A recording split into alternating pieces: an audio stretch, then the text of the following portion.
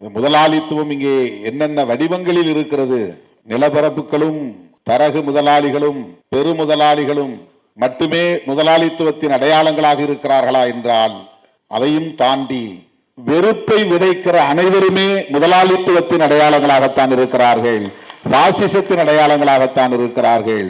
அது மொழி அடிப்படையில் இருந்தாலும், பாலினத்தின் அடிப்படையில் இருந்தாலும், சாதியின் அடிப்படையில் இருந்தாலும் அவர்கள் நிலப்பரப்புகளாக இருக்க வேண்டும் என்றில்லை, முதலாளிகளாக இருக்க வேண்டும் என்றில்லை. பாசிசத்தின் கூறுகள் அடங்கிய ஒவ்வொன்றும் முதலாளித்துவத்தினுடைய பாதிப்புகளை ஏற்படுத்தும். தேசம் என்கிற பெயரில் நடக்கிற தேசியவாதம் எல்லா தேசங்களிலும் முன்வைக்கப்படுகிற முக்கியமான ஒரு அரசியல். இந்த பூமி பந்து மனிதகுலம் யாவருக்கும் பொதுவானது, உயிரினங்கள் யாவற்றுக்கும் பொதுவானது, மனித குலத்திற்கு மட்டுமல்ல.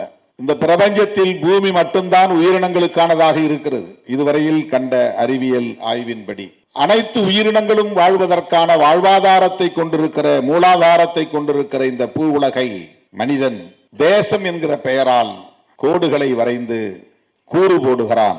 அது தேசம் என்கிற தேசியவாதத்தோடு இணைத்து முன்னெடுக்கப்படுகிறது. 33 கோடி மக்கள் தொகை கொண்ட அமெரிக்கர்களுக்கு இந்தியாவை போல பல மடங்கு பரப்பளவு உள்ள நிலம் சொந்தமாக இருக்கிறது. 150 கோடி மக்கள் தொகை கொண்ட இந்தியாவுக்கு எவ்வளவு நிலப்பரப்பு இருக்கிறது என்பதை நாம் ஒப்பீடு செய்து பார்க்க வேண்டியிருக்கிறது. இந்தியா என்கிற எல்லைக்கோட்டுக்குள்ளே 150 கோடி மக்களும் இருக்க வேண்டும். இன்னும் 10 ஆண்டுகளுக்கு பிறகு அது 180 கோடியாக கூட உயரும். அடுத்த சில 10 ஆண்டுகளில் 200 கோடியை தாண்டும். இவர்கள் இந்த எல்லைக்கோட்டை தாண்ட முடியாது என்கிற நிலை.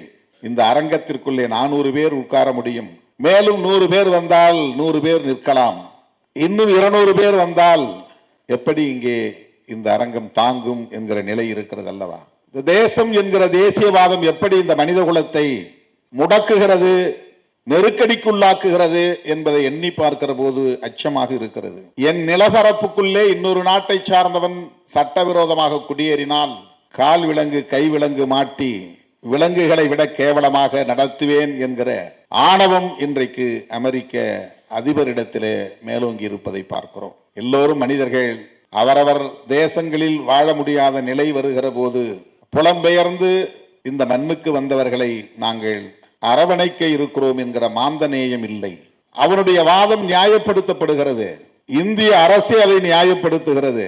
சட்டவிரோதமாக குடியேறியவர்களை இப்படித்தான் திருப்பி அனுப்புவார்கள், இது நீண்ட காலமாக இருந்து வருகிற நடைமுறைதான் என்று நியாயப்படுத்துகிறார்கள்.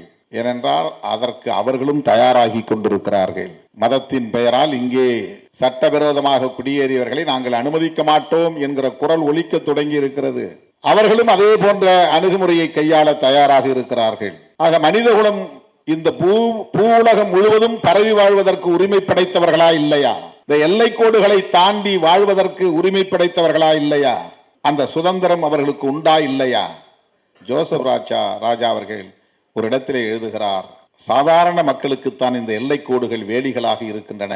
அந்த எல்லைக்கோடுகளிடையே அகதிகளின் குரல் ஒலிப்பதை உங்கள் காதுகள் கேட்கவில்லையா? ஆனால் முதலாளிகளுக்கும் வியாபாரிகளுக்கும் உலகமயமாக்கல் எல்லைக்கோடுகளை திறந்து விடுகின்றனவே, அது எப்படி என்று கேட்கிறார்.